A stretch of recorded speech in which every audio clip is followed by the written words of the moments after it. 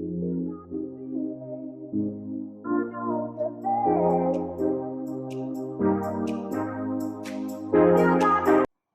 Morning students. हमारा chapter है friction, जो मैं आपको आज फ्रिक्शन के बारे में थोड़ा सा बताऊंगी। फ्रिक्शन, इससे पहले आप लोगों ने फोर्स पढ़ा था।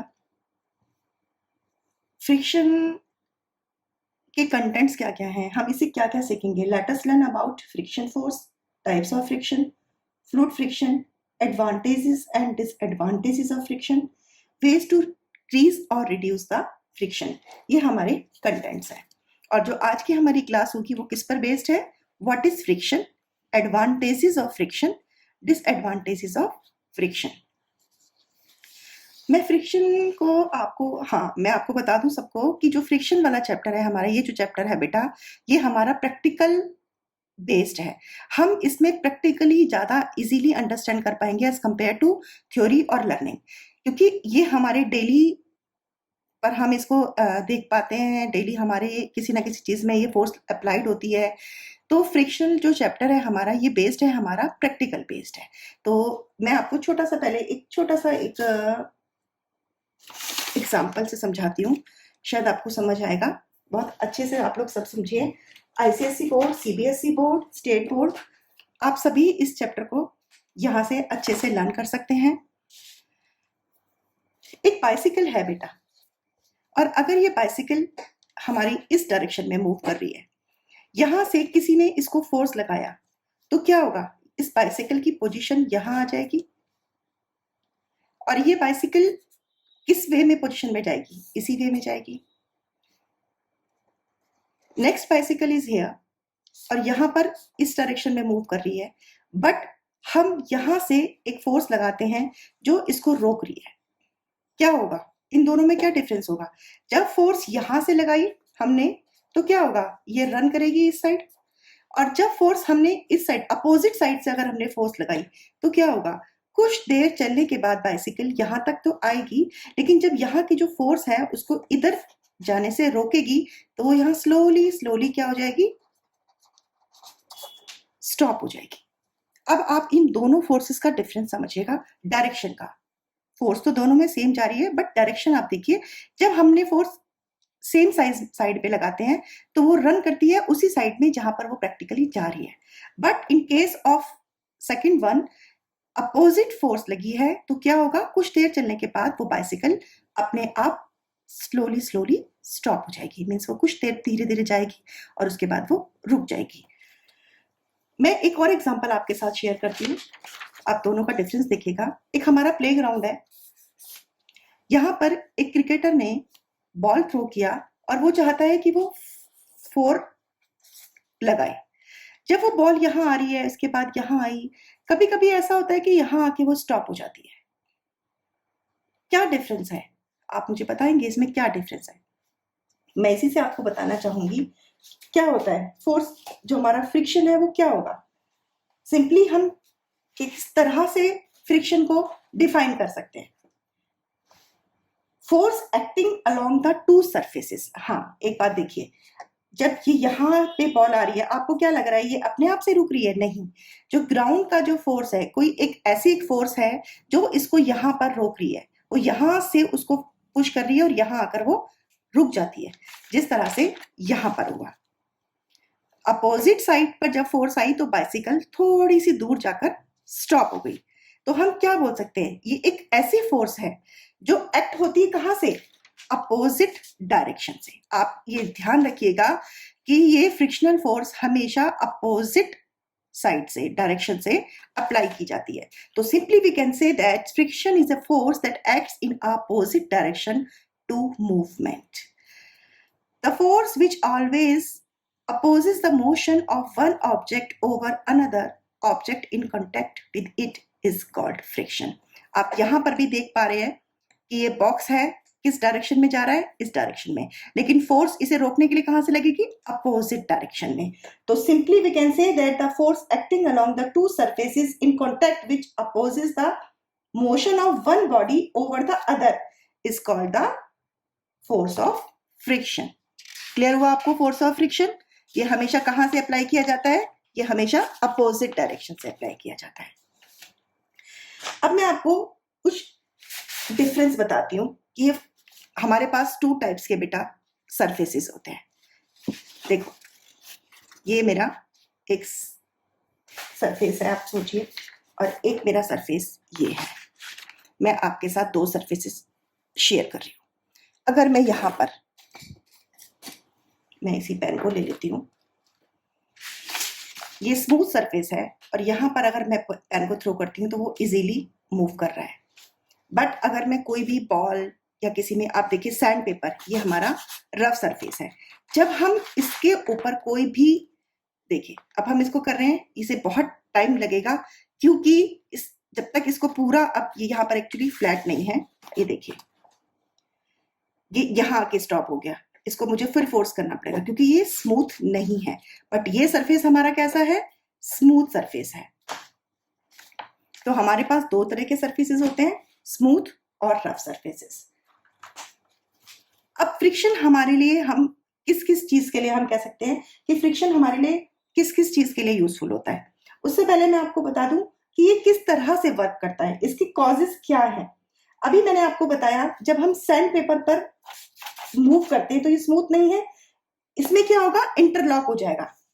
इसमें क्या होता है? इंटरलॉक हो जाता है। और इंटरलॉक किस तरीके से होता है? जो हमारा ये सरफेस है, ये अपर और ये लोअर, जब ये दोनों सरफेसेस आपस में कांटेक्ट में आते हैं तो इनमें क्या होता है? इंटरलॉक हो जाता है। तो हम कह सकते हैं कि friction due to interlocking of rough surfaces. In fact, every solid object has a rough surface. The degree of roughness varies from surface to surface.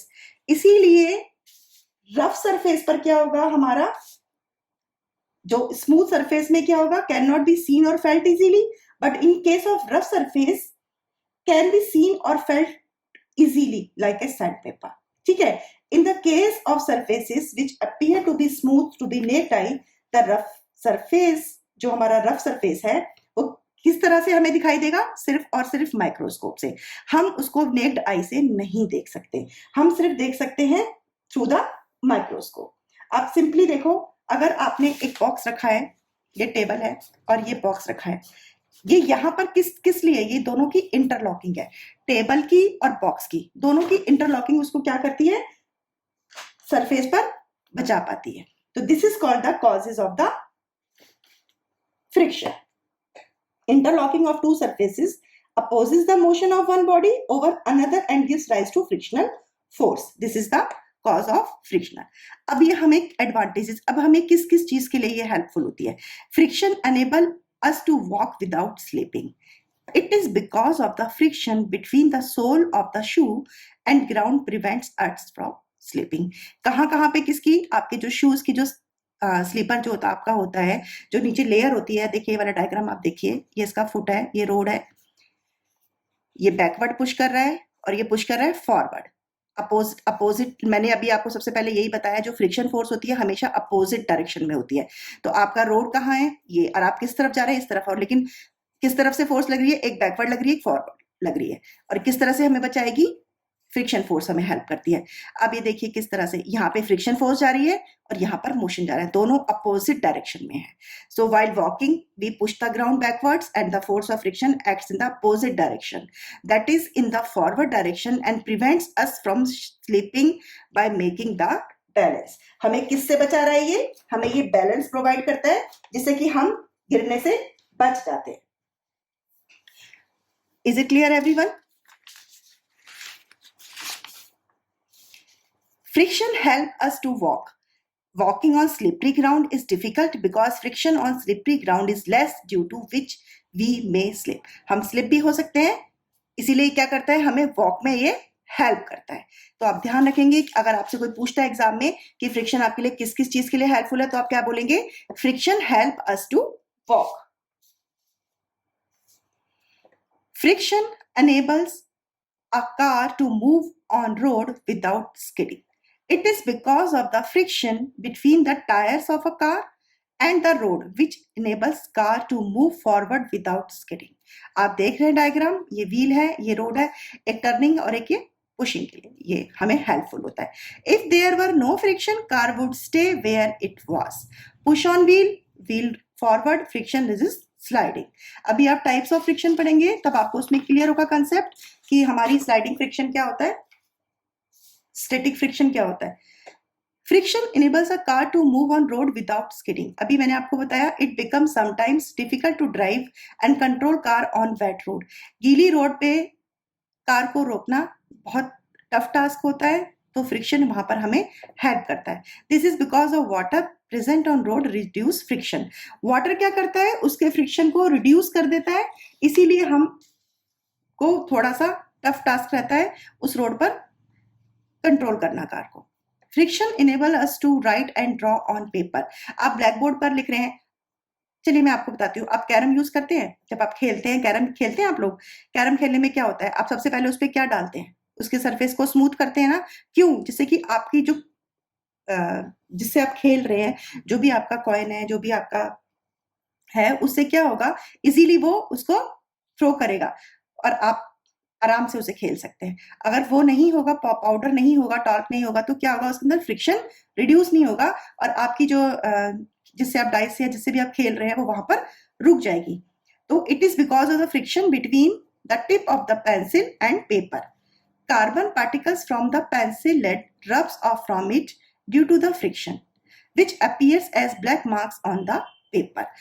आप जब लिखते हैं तो उस पेंसिल टिप पर जो ग्रेफाइट होता है, कार्बन का जो लेड होता है, वो भी फ्रिक्शन की वजह से ही आप लिख पाते हैं, वो वहां पर उसको अपने मार्क को छोड़ देता है. नेक्स्ट, ये सब आपको मैं बता रही हूँ कि हमारे लिए किस किस तरीके से हेल्पफुल है friction. Friction enables us to pick up and hold things in our hands. ये हमें, देखिए आप फिगर्स देख रहे हैं आप, इसमें भी ये किस तरह से पकड़ने में, थिंग्स को होल्ड करने में हमारे लिए हेल्पफुल है. We can hold a glass tumbler in our hands because of friction between the tumbler and our hands. दोनों में क्या है, एक अपोजिट फोर्स लग रही है दोनों में, टम्बलर में भी और हमारे हैंड्स में भी. Similarly we can pick up the books lying on the desk of our hands. Friction wears out steps of staircases in building and foot over bridges. किस तरह से होता है, friction between the soles of the shoes and wear away hard stone steps slowly. Such type of staircase are usually कहाँ पर देखे जाते हैं, ये रेलवे स्टेशन पर, ऑफिस में या फिर और buildings. Friction enable us to light a matchstick. आपको माचिस जब आप जलाते हैं, यूज करते हैं, तो उसमें भी वहां पर भी फ्रिक्शन की नीड होती है, क्योंकि फ्रिक्शन क्या करता है, हीट को प्रोड्यूस करता है. हम रब करते हैं मैच स्टिक को against the rough side of a match box. The friction between both of them produces heat and this heat Burns chemicals present at the head of match stick and it's lights up. Is it clear बेटा?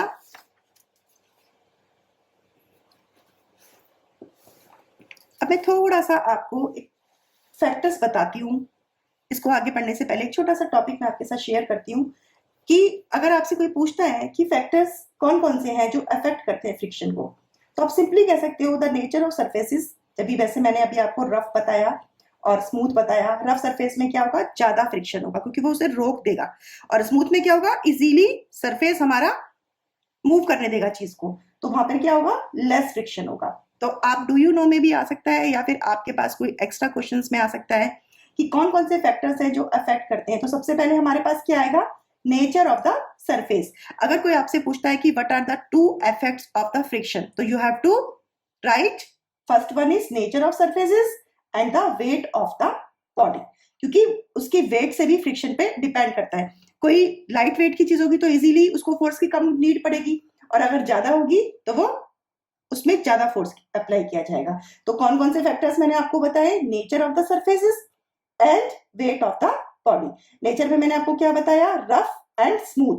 अभी मैंने आपको करके दिखाया, rough में क्या होगा, मोर friction, वहां पर चीजें हमारी इजीली मूव नहीं कर पाएंगी, और स्मूथ में मैंने क्या बताया, लेस फ्रिक्शन होगा तो इजीली चीजें मूव करने लग जाएंगी. Is it clear? आपको क्लियर हो गया? Friction wears away the soles of our shoes. When we walk on the road, tiny surfaces of the shoe keep on breaking off slowly, due to which the soles of our shoes wear out slowly. Due to which shoes get damaged and becomes unfit to wear. आप देख रहे हैं ना, ये सब खराब हो गए हैं, डैमेज हो गए हैं, और ये अनफिट हो जाते हैं हमारे पहनने में। टायर्स का मैं आपको इजीली बता चुकी हूँ। Tyres of vehicles wear out gradually due to friction, like the shoe tiny particles of tires also break down due to friction when they run on road. The same thing also happens with a bicycle. अब ये दोनों क्या चीजें हैं आपके लिए, ये disadvantages है कि जब ज्यादा फ्रिक्शन होता है तो हमारी चीजें भी इजीली डैमेज हो जाती हैं। अभी देखा आपने, शू डैमेज हुआ तो ये अब नहीं हम रिड्यूस कर पाएगा। जब ज्यादा होता है तो हमारे टायर भी खराब हो जाते हैं। तो सबसे फर्स्ट वन मैं आपसे ये बोलूंगी, फ्रिक्शन हमारी डेली लाइफ में it's a plays a very important role in our daily life. क्यों? Help us walk, movement of vehicles, spiked shoes और better grip, writing work, applications of brakes, lightning of a match stick, screws and nails. मैं अभी आपको easily इसके बारे में सारा detail दे चुकी हूँ। एक अच्छा सा टॉपिक मैं आपके साथ डिस्कस कर रही हूँ। डू यू नो, आपको पता है शूटिंग स्टार्स जो मीटियोर्स होते हैं जब एंटर करते हैं एटमॉस्फेयर पे at very high speed, catch fire and burn completely before reaching the surface of the earth. क्यों करते हैं ये आपको पता है? Because that such a speed of friction between meteors and earth atmosphere is extremely high. उनकी जो speed होती है ना, उन दोनों के बीच के जो फ्रिक्शन होता है वो बहुत ज्यादा होता है। और इस फ्रिक्शन से, हाई फ्रिक्शन से क्या होता है, जो टेम्परेचर होता है उनका बढ़ जाता है हाई डिग्री, और वो फायर को कैच कर लेते हैं। और इससे क्या होता है, friction save us from the impact of meteors. अभी जब मैं आपको आगे फ्रेंड और फो वाले चैप्टर अभी नेक्स्ट सेशन में मैं आपको बताऊंगी कि किस तरह से ये हमारा दोस्त भी है और हमारे लिए ये कहीं ना कहीं हार्मफुल भी है। हार्मफुल इन द सेंस कि हमें कहीं ना कोई प्रॉब्लम इससे होती भी है। अभी मैंने आपको बताया भी, डिसएडवांटेज में मैंने आपको क्लियर भी किया। तो सिंपली आप कह सकते हो कि फ्रेंड हमारा किस लिए है, क्योंकि हमें वॉक में हेल्प कर रहा है। अभी मैंने सब आपसे डिस्कस किया। डिसएडवांटेजेस में आपके पास क्या कर रहा है, ये मशीन्स को क्या करता है, अभी मैंने आपको दिखाया ना, ये क्या करेगा, इसने शू का सोल खराब कर दिया। फ्रिक्शन, ज्यादा फ्रिक्शन होने से क्या होता है, हमारा सोल खराब हो गया। हमारे कार के जो टायर्स होते हैं वो भी डैमेज हो जाते हैं।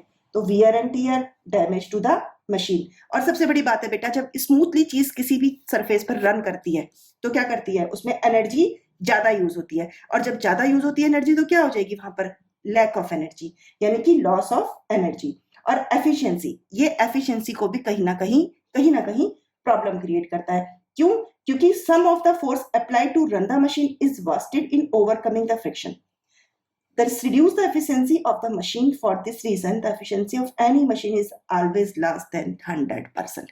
कभी भी इनपुट के बराबर आउटपुट आता ही नहीं है। क्लियर हो गया आपको ये टॉपिक? नेक्स्ट क्लास में हम क्या पढ़ेंगे, कौन कौन से टाइप्स होते हैं हमारे फ्रिक्शन के, इसको कैसे रिड्यूस कर सकते हैं, और किस किस तरीके से हम इसको इंक्रीज भी कर सकते हैं तो रिड्यूस भी कर सकते हैं।